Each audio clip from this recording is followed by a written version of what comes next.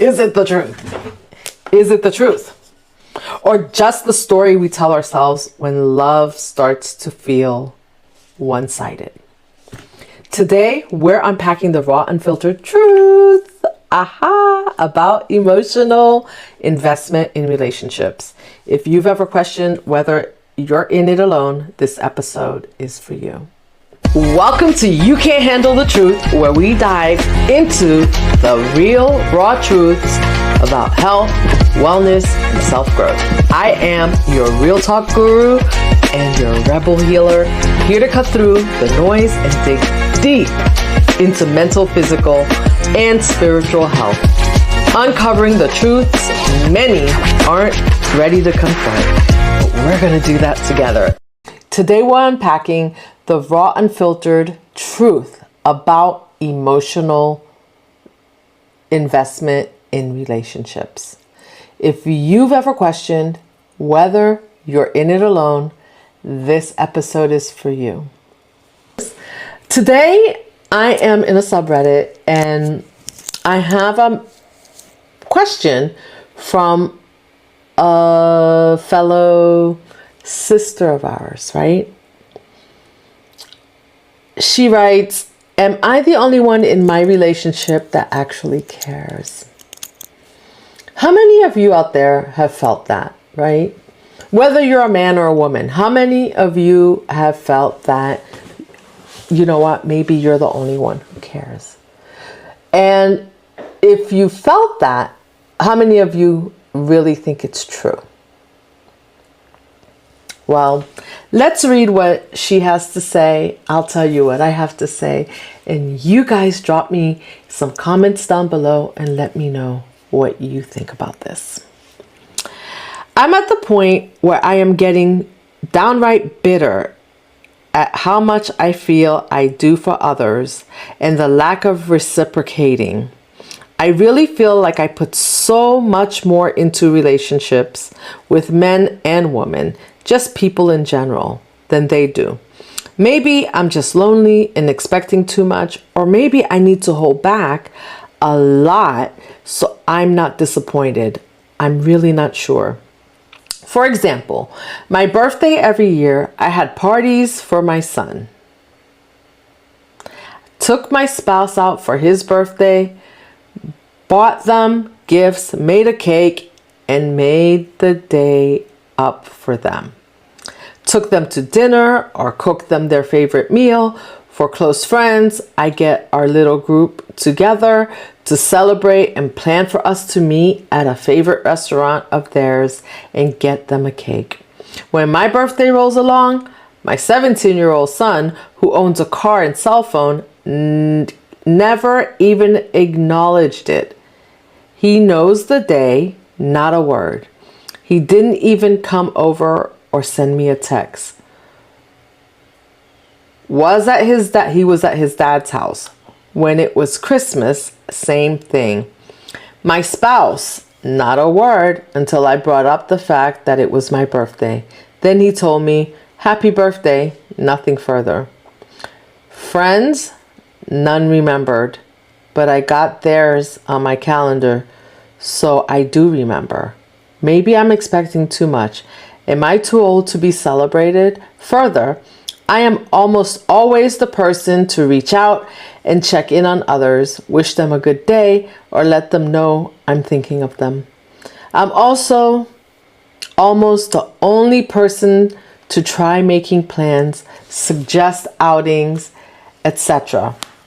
I've tried to just stop with the text, but then simply nothing happens, which in turn makes me wonder if any of these people even care that I do things for them. I'll be honest, I'm really hurt by this. It's not easy finding friends to begin with, and I spend most of my time alone. I hate feeling like I'm not really even noticed. Am I overreacting? Should I just give up and stop trying so hard? Is this just life nowadays, where most people are more interested in their TikTok account than real relationship? It's been this way for me a long time. Whoa. Did you hear that? How many of you out there are feeling this? How many of you out there are like this lady? This, our fellow rebelette. How many of you are like her? Right? Drop me a comment and let me know. Before I get into the comments that she received, you know, like, it makes me want to cry, because this is about self-care, self-preservation, and not having relationships be transactional. Now, I'm not gonna lie, I've been there where I felt like, oh my gosh, like, I do the most, right? And here's the truth though, right? The hard truth is that in a relationship, sometimes you're gonna do the most, sometimes they're gonna do the most, and we all have love languages. So I'm going to suggest that if any of you out there are feeling like this, that I think the name of it is the 5 love languages or something like that. I will drop it in the comments below after this episode, so that you have it and that you can get it. You can probably find it on Audible or on Amazon.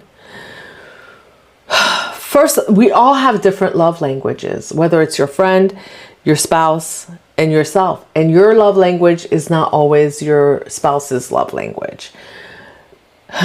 So I'm just going to start there, because we need to understand that, right? Because if your love language is acts of kindness, if your spouse's love language is acts of kindness, and your love language is touch, right? You're gonna feel unseen if he just keeps doing the dishes for you. I'm just gonna tell you right now, for my ladies out there, if he's just coming in and he's doing the dishes and he's thinking like his love language is acts of service and yours is touch, and he just comes in and he does the dishes, you're not going to feel seen. You're not going to feel loved. So I'm going to have to say that this is, this issue here is twofold. It's both overgiving, and it's overgiving to others, not giving enough to self. I guess it's 3. And understanding what the other person needs and wants from you in the relationship. And, you know, those discussions need to happen quite often, because we may have 1 or 2 love languages and one that's more prominent, but then we may... So what we need, like if I need touch, right? And my husband comes home every day and he's sweeping up the floor and putting out the garbage and doing all these things, right? Yes, do I appreciate that, right? We forget to appreciate the things that people do for what they do. But, and you can actually read what the other person's love language is by what they do for you, right? So if he's doing those things, then probably his love language is acts of service. So people, I mean, I'm aware of this because I've read the book, right? I'm not aware of this because I'm any kind of, I have some high IQ out there that says that I know this, because I didn't always know this. And so now that I know this, I can see that his love language is acts of service. You have that dance that you have to do, right? Because for someone whose love language is acts of service, it may take them a minute to switch over to the touch, but they may realize, and they may, you will see that they make the effort once they're aware. Now, I just wanted to put that out there because I think that reading this book can help save a lot of relationships. Next, love is not transactional. We should not ever be doing things for people because we think that we're going to get it back. That is a big mistake. And, you know, I understand that this woman feels like she should, like, wow, I'm doing all these things. But who asked her? I'm just going to be honest. Who asked her to do all these things? And it shouldn't be like, now if she wants to do all these things, she should do them. But she should do them because she wants them, not because she's looking for anything back. And when it starts to become transactional, because I've been there when I've had like transactional relationships where it feels transactional, I will freeze because it doesn't feel natural to me to interact in this way. So sometimes you'll see people start to avoid because either they don't feel like they can keep up with what you're doing, right? Because obviously she's feeling like she's running ragged, trying to make everybody happy, trying to do, but I didn't, in all of what she said, what I did not hear is what this woman planned for herself. When she wanted when it came to her birthday, she did all these planning, but she didn't plan a birthday party for herself and invite all her friends over. You know, because maybe they thought, well, maybe she plans if you plan birthday parties for everybody else and you're not planning one for yourself, what does that say? Right? That's a self-care. This is part of self-care, that if you have something that you want, you have to be able to give it to yourself first, right? I love roses. I love roses. And I can't expect my husband to guess, right, that I want roses on Friday or I want roses on Monday.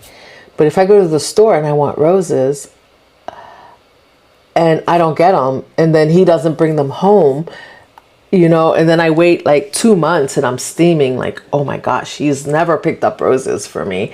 Like, I don't understand. And I'm always, and then I try to hint, right? So like what we do is sometimes we try to hint. So we tell people by showing them like, hey, here's some roses for you. And he's like, oh, thank you.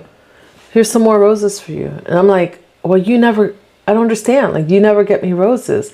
Well, it feels kind of cringy, right? Like for somebody to go and buy you roses after you've told them that they should buy you roses, because it's not authentic. It's not coming from them authentically. And so they will either avoid, like it sounds like her kids even are avoiding, because they're just like, we don't know what to get mom. Like, we don't know what to say.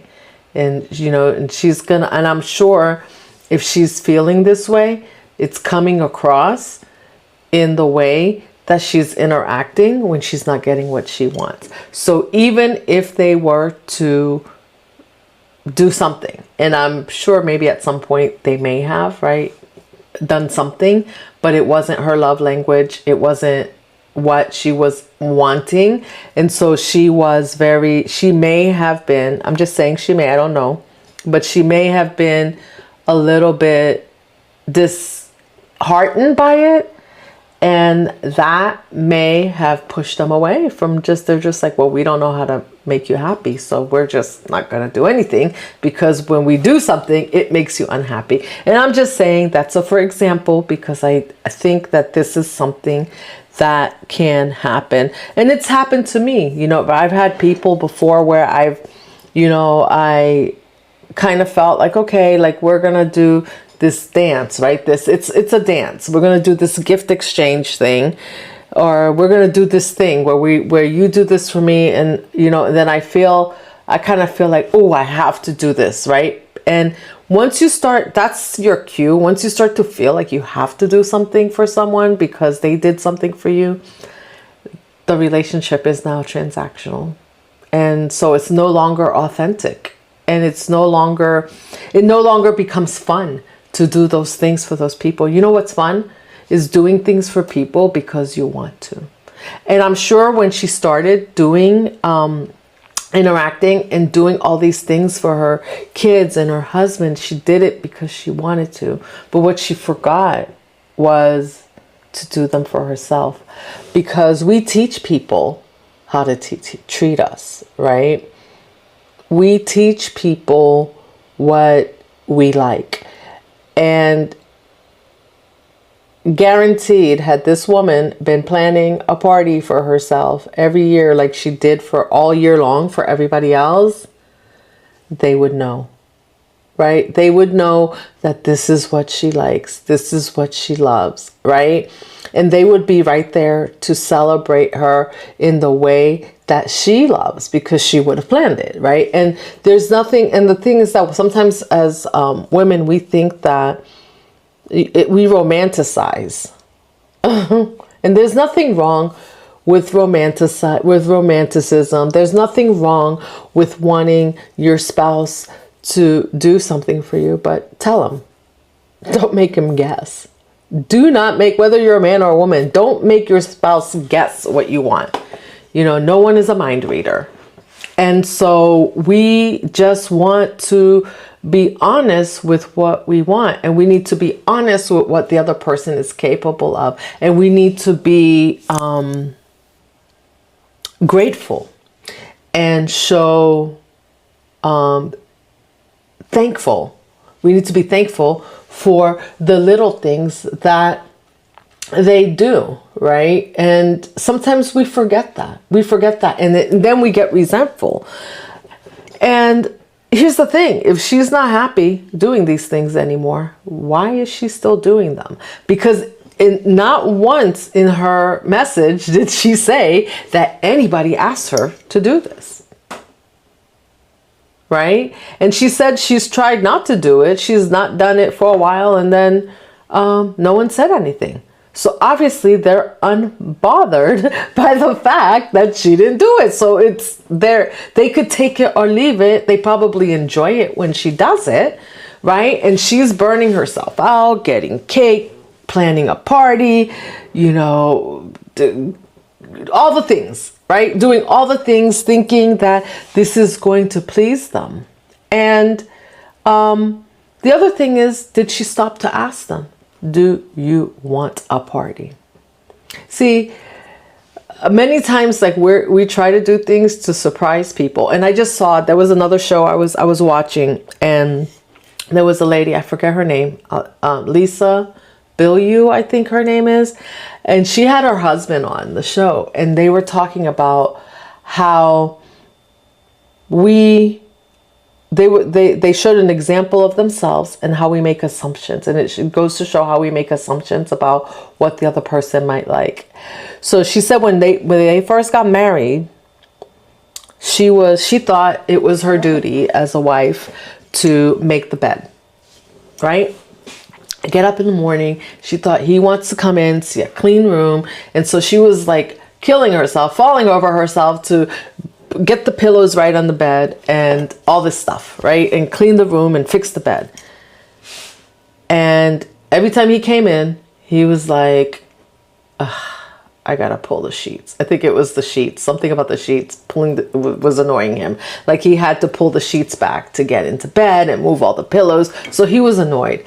And I'm sure some of you guys out there can relate to the pillow situation in the bed, because I just find, like, as women, we think like we love all the pillows on the bed. The guys really don't care. They could care less about all the pillows. They're just, if it makes you happy, do it. But you will find that sometimes they're annoyed at the pillows. Anyway, I digress. So he went on to say, like, for him, maybe he was ADHD. I don't know what else he had, what her husband has going on.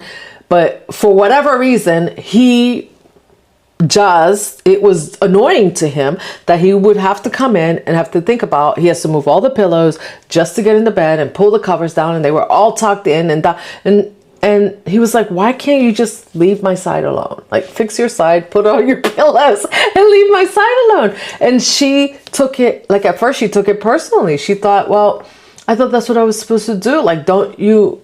And he was like, no, just. And so you have to understand each other's quirks, right? And spend more time taking care of yourself, right? Before you're jumping around and doing all this stuff for people. I see women especially, and I'm sure men do this too. I see women do this a lot, right? There's this need, we grow up with this need to please somehow. Like, we're taught like that's our duty. Our duty is to be pleasing to those around us. And, you know, and then we make assumptions about what pleases other people. And then what we are not taught is how are we going to be pleasing to ourselves? What are we going to do to make ourselves feel good first, right? Because you have, when your cup is not full, your cup is empty, and you're running around doing for everybody else, you're going to feel resentful. And the thing is that it's not true that you're putting more into the relationship. That person's love language might be different. You know, her husband may be cutting the grass, working, you know, long hours. I don't know. She didn't say what his hours are, but he may be working long hours, have his own health issues that he's dealing with. And maybe he's made a choice to take care of himself and not extend himself more than he can to other people. And that may mean that if you invite him, he just, you know, he'll show up. Whatever it is that he does, you know, he may think that he's cleaning up the yard and the grass is cut and your life is good because look at everything that he's done, that he's taken care of. So let's not forget the little things that we do for each other. Okay. The 5 Languages by Dr. Gary Chapman. Look it up. So yeah, and because we all have a different way of giving and receiving. And so we give the way that we like to receive most times. But that's one way. There's 4 other ways that people around us, and we deal with different people. So, you know, their love language is not our love language. And I'm not saying that you have to interact with them every day in their love language. But if you're trying to make them feel heard and loved and seen, then knowing their love language is the best way to do that. And knowing and understanding what your love language is, for sure. Because when you understand what your love language is, you can start to fulfill that for yourself. You know, you can really start to fulfill that for yourself. Like, you know, for me, for example, my love language is touch, right? So for me, I do things for myself that give me touch. Like, I'll go get my nails done. So relaxing. A massage. So relaxing, right? And so that means I'm nurturing myself. When I give myself that, when you can go and you can do these things for yourself. And here's the thing, whether you like the way, this is the other thing, whether or not you like the way the person does something, when they are making an effort, you have to appreciate it. The other part about this is that when you give to someone, you get something from giving. So you feel good. There's something that feels good about giving. And so when you give and then the other person makes you feel bad about what you've given, you're not going to want to do it again. So if you make someone feel bad about something that they've given you and then you wonder why they're not giving, that's why. Because it didn't feel good. And it's equally satisfying, just as it is satisfying for you to receive. The person that's giving is also receiving some satisfaction from giving. And so let's read. I just want to end this by reading some of the comments that that she received, right? Somebody says, sadly, this seems to be a common theme these days. People don't need other people or seem to even give a shit about them anymore. People's entire existence is on their phones. I don't even know what the solution is. This is what it seems like to me. Let me see.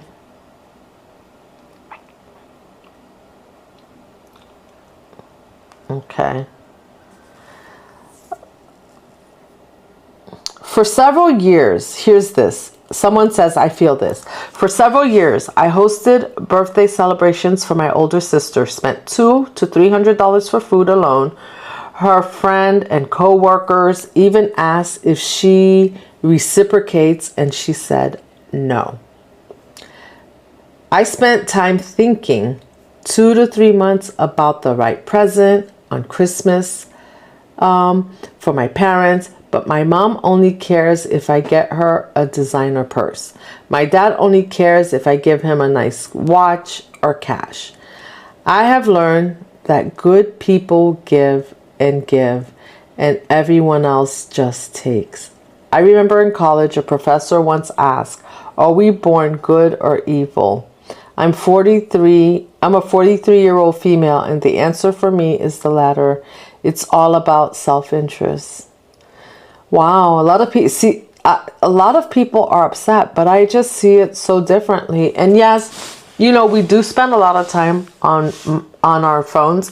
And I just had this discussion with I just had that discussion with my husband. And I'm on social media, and I have a few different platforms that I do research for. And so I'm finding that where I didn't spend a lot of time on my phone before, that this is new for me. In the past year, it seems like sometimes you can get obsessed with what you're doing. So it's good to take a time out. It's really good to take a time out. And, I really try to listen when he says to me, like, oh my gosh, like, you know what, like, you're on your phone forever. And, him also, like, he has, his thing, and he does his thing. And sometimes, that's the technology is great, but technology is a barrier to communication. But in this situation, I feel like it's more than just the technology. I feel it's more about having a transactional relationship, and your relationship should not be transactional. When you first fell in love with your person, with your husband, whoever you're with, your wife, if you're a guy listening, it was not transactional. You just did things because you felt good doing them for her. You wanted him or her to feel good. And then somewhere along the line, we started taking tally of who's doing what and who's doing how much. And so having an open discussion, not about what they're not doing, but about the love languages, can really help. You guys should check out that book. Okay, for several years, we read that already. Someone says, someone asked her, here. No. Someone else says, only give what you can give freely without strings or expectations. I love this answer because that's what I think. You guys drop me a comment down below, and drop a comment Share your thoughts. Let me know what you think, because I really want to know. Because I really think that you should only give what you can without expectations, strings or expectations, because we should not be giving to anybody and expecting something back, because we'll always be disappointed. No one will be able to completely match your energy and your expectations. She also says, I choose where I spend my energy, time, and money. If I do something, it's because I enjoy it, not because I'm expecting something in return. This simple rule makes me so much happier. I bless the people I love in a way that works for me.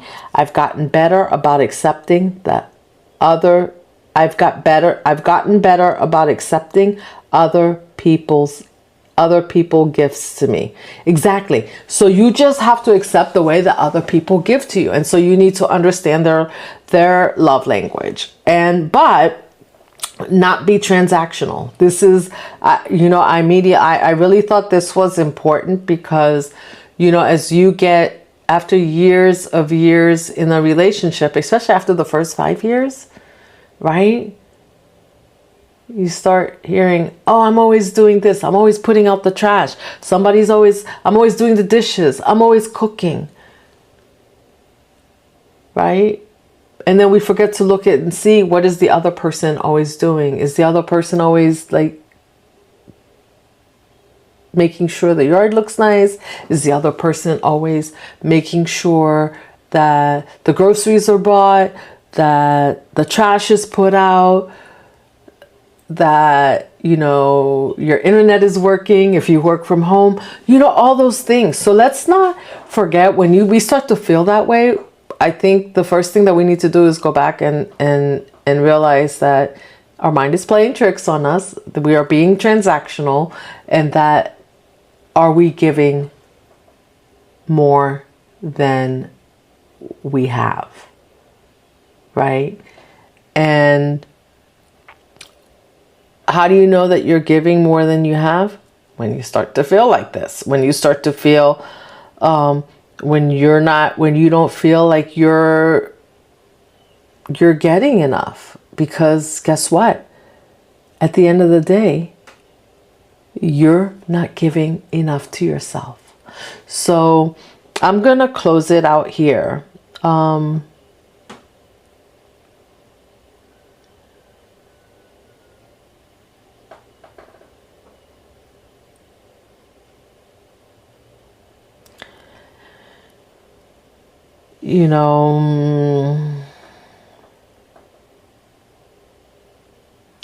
Here's one more before I go. Honestly, it sucks, but I learned long ago that if I want to be celebrated on my birthday, if I have any expectations at all, I might as well do it myself, or communicate what I want to those I expect it from. I make sure I have a good birthday. Go to a cabin, book a spa for a few hours, get a piece of cake, etc., and enjoy my day. I tell everyone my birthday is coming up. When I take my partner out for dinner on his birthday, we talk about where we should go on my birthday. You don't get what you don't tell people you want. Exactly. You have to tell people what we want. We're not like mind readers. People are not mind readers. And, we think we shouldn't. Somehow, somewhere along the line in this life, we started to think that people should just know what we want, right? And maybe that comes from our upbringing, where our parents maybe expected you to know what you were supposed to do, what you weren't supposed to do. And now we take that on into our relationships, but nobody knows what you want if you don't tell them. And so tell them. And if somebody's not capable, then plan your day. Go to the spa, get a massage, take yourself to the beach, whatever that is, and invite them. If they want to, whoever wants to come can come. If they don't want to come, you can still go and you can still have a good day. And then after you've done all that and you've filled your cup up, right? And you have extra to give and you want to give, then give freely what you can give without any expectations. And when you feel that you've given enough and you need to replenish your own cup, it's time to replenish your own cup. All right. I hope this episode found you all very well today. Let me know what you think about this topic and what your experiences are, and anything that you plan on doing differently, because I am sure there are many of us out there that are feeling this way. But when you start to take care of yourself and start to focus on yourself and not give more than you're receiving, right? And not give more than you're receiving, because sometimes you will, but not give on a transactional level, not be transactional in your relationships, you will be happier for it. So thank you for joining me today on You Can't Handle the Truth. Until next time, I am sending you love. See you in the next one.